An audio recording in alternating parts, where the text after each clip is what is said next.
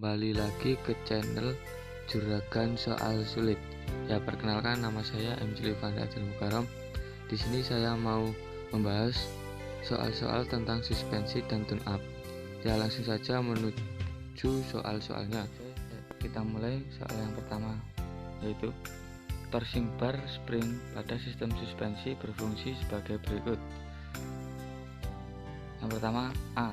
Menahan gaya tekan. B. Menahan gaya punter. B. Menahan gaya punter. C. Sumbu putar pada kendaraan membelok. D. Sumbu putar pada saat kendaraan lurus. E. Menyerap getaran agar tidak diteruskan ke bodi. Ya, di sini jawabannya yaitu E. Menyerap getaran agar tidak diteruskan ke bodi. Soal selanjutnya yaitu salah satu penyebab suspensi depan keras adalah A. Seal oli shock breaker aus. B. Volume oli shock breaker kiri dan kanan tidak sama. C. Volume oli shock breaker kurang. D. Volume oli shock breaker melebihi batas. E. Oli shock breaker bocor. Jawabannya yaitu D. Volume oli shock breaker melebihi batas. Selanjutnya, alat yang berfungsi untuk mengontrol jumlah campuran yang masuk ke dalam silinder guna mengontrol tenaga dan kecepatan sepeda motor adalah A. Karburator. B. Filter udara. C. Tangki bahan bakar. D. Konduktor. E. Koil. Ya, di sini jawabannya adalah A. Karburator. Selanjutnya adalah apa fungsi dari pegas garpu pada shock breaker depan sepeda motor? A. Menjaga minyak shock tidak keluar. B. Menutup lubang di atas torak garpu. C. Membuat sekat atau ruang.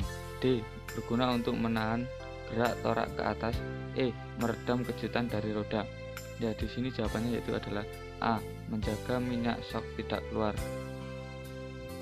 Tipe suspensi yang konstruksinya sederhana tidak memiliki lengan atas ialah A. Batang torsi. B. Double wishbone. C. McPherson strut. D. Pegas daun. E. Pegas koil. Ya, di sini jawabannya itu adalah C. McPherson strut.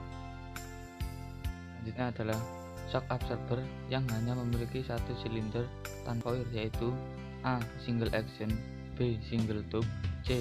Double tube. D. Double action. E. Monotube.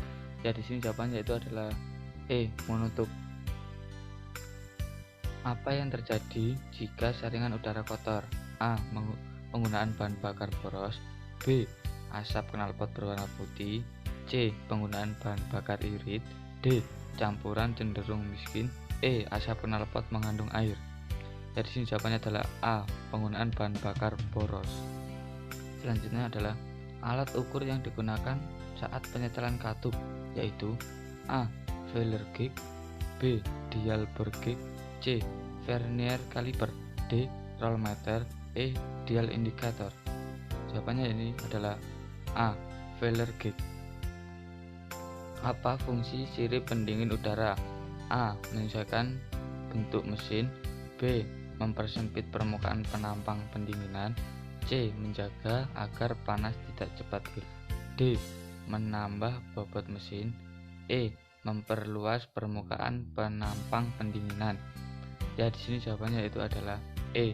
Memperluas permukaan penampang pendinginan. Selanjutnya adalah untuk mengetahui kondisi rangka, maka pemeriksaan baik kebengkokan maupun terhadap kemungkinan retak. Cara yang paling efektif untuk melakukan pemeriksaan terhadap keretakannya adalah A. Merendam air. B. Menyemprot cairan penetran ke bagian rangka yang dicurigai sebagai keretakan. C. Mengamplas rangka. D. Menggerinda. E. Menggunakan kaca pembesar. Ya, di sini jawabannya adalah B. Menyemprotkan cairan penetran ke bagian rangka yang dicurigai terjadi keretakan. Ya, selanjutnya yaitu setiap penggantian bearing yang baru diharuskan untuk memakai peralatan special tool agar tidak merusak bearing yang akan dipasang. Apakah nama peralatan special tool tersebut? A. Bearing driver. B. Attachment. C. Bearing remover head. D. Tracker. C. SST. Nah, di sini jawabannya yaitu adalah A. Bearing driver. Soal selanjutnya, salah satu penyebab sepeda motor terasa menggeluyur pada saat kecepatan tinggi adalah A. Pegas suspensi terlalu pendek, B. Shock breaker terlalu keras, C. Lengan ayun suspens belakang terlalu panjang, shock breaker terlalu lembut, E. Volume oli shock breaker melebihi batas.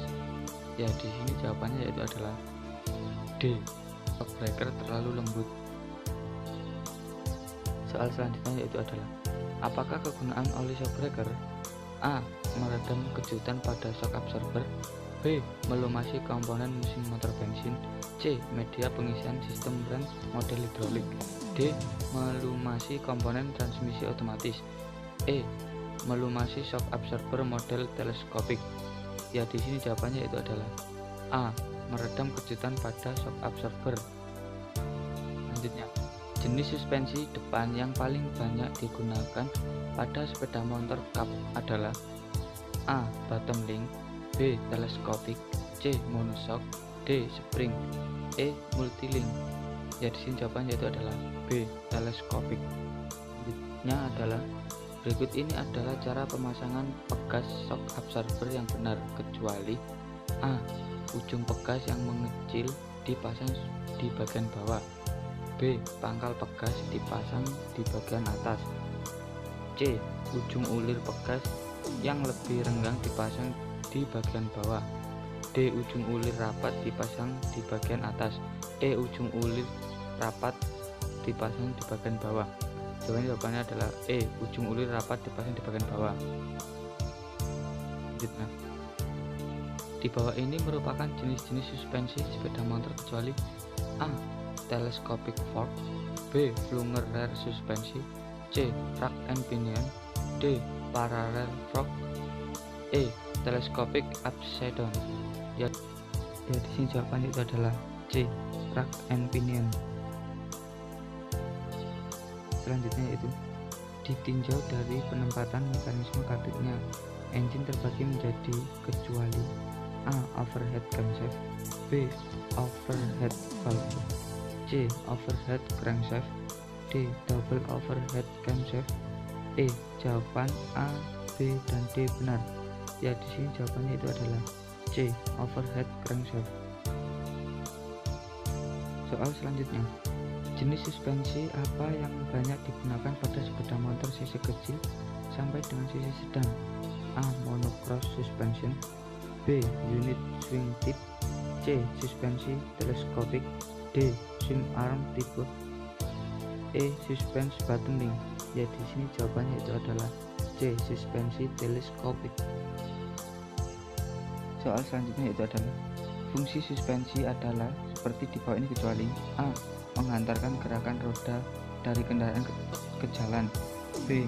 Mengabsorsi dan meredam getaran bodi akibat kondisi jalan, C. Menghantarkan gerakan roda dari kendaraan ke jalan, D. Mengabsorsi dan meredam getaran bodi akibat kondisi jalan, E. Supaya kendaraan yang dikendarai dapat berjalan dengan maju dan mundur sehingga kenyamanan dan keamanan terjamin. Ya, di sini jawabannya itu adalah A. Menghantar gerakan roda dari kendaraan ke jalan. Ya, soal selanjutnya, penyebab kebocoran oli pada poros aksel belakang adalah sebagian berikut kecuali A. Permukaan oli terlalu tinggi, B. Perapatan oli aus, C. Beban kendaraan terlalu berlebihan, D. Gasket rusak, E. SAE oli tidak sesuai. Ya, di sini jawabannya itu adalah C. Beban kendaraan terlalu berlebihan. Ya, soal selanjutnya itu adalah, jelaskan bagaimana prinsip kerja sebuah mesin sehingga bisa menghasilkan tenaga. Ya, di sini jawabannya itu adalah proses yang terjadi pada mesin sehingga menghasilkan tenaga usaha dimulai dari proses isap atau masuknya campuran bahan bakar dan udara. Gas di dalam ruang silinder selanjutnya dikompresikan oleh torak. Proses pembakaran menghasilkan tenaga panas yang menyebabkan terjadinya tenaga.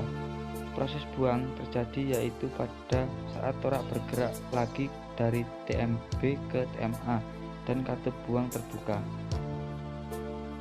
Soal selanjutnya itu adalah, Sebutkan fungsi dari sistem pelumasan mesin. Jadi jawabannya itu adalah fungsi sistem pelumasan mesin terdiri dari A. Mencegah gesekan dan keausan, B. Sebagai pendingin, C. Sebagai pembersih, D.